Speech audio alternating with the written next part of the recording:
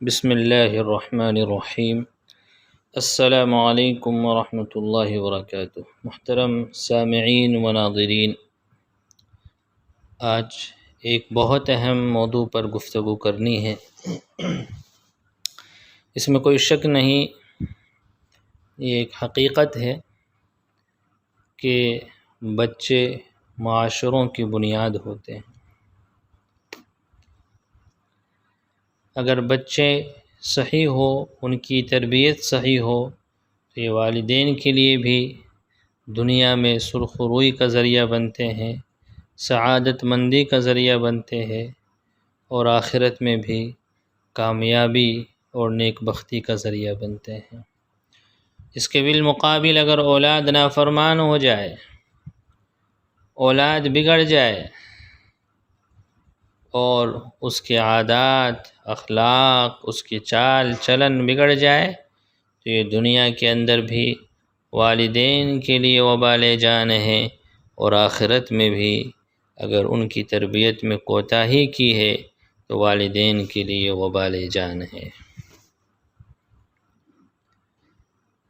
چنانچہ بچوں کی تربیت بچپن سے ہی ضروری ہے۔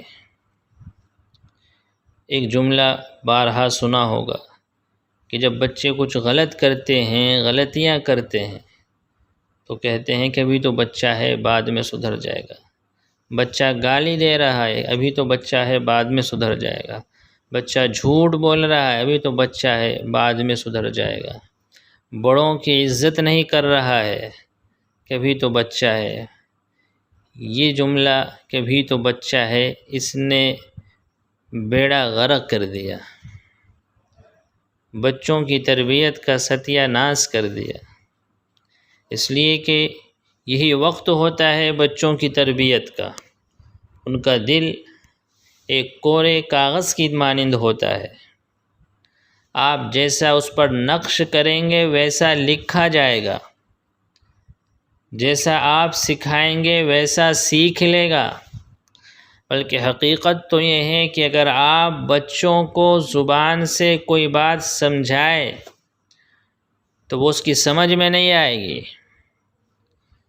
یعنی اگر آپ کہیں گے تو آپ کے کہنے کو نہیں مانے گا، بلکہ آپ جو کریں گے وہ کرے گا۔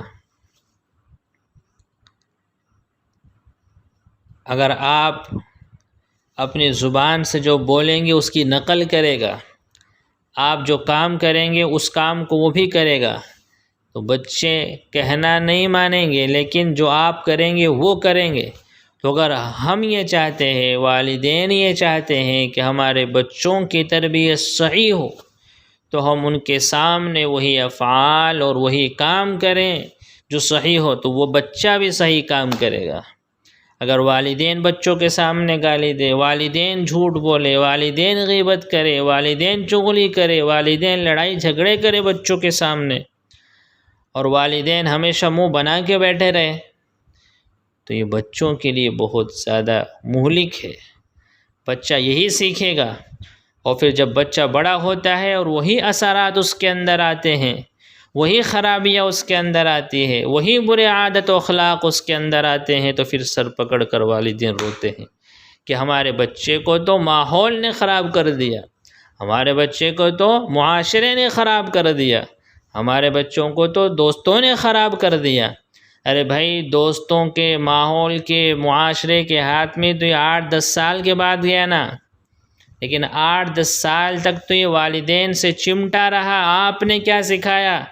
ہونا یہ چاہیے تھا کہ آپ 7-8 سال کی عمر تک ایسی تربیت کر دیتے، اور ایسا اس کے دل پر آپ اچھی چیزوں کو نقش کر دیتے کہ وہ دوسروں کو اچھی باتیں سکھاتا، دوسروں کو اچھی باتیں بتاتا، نہ کہ دوسروں سے غلط چیزیں سیکھتا۔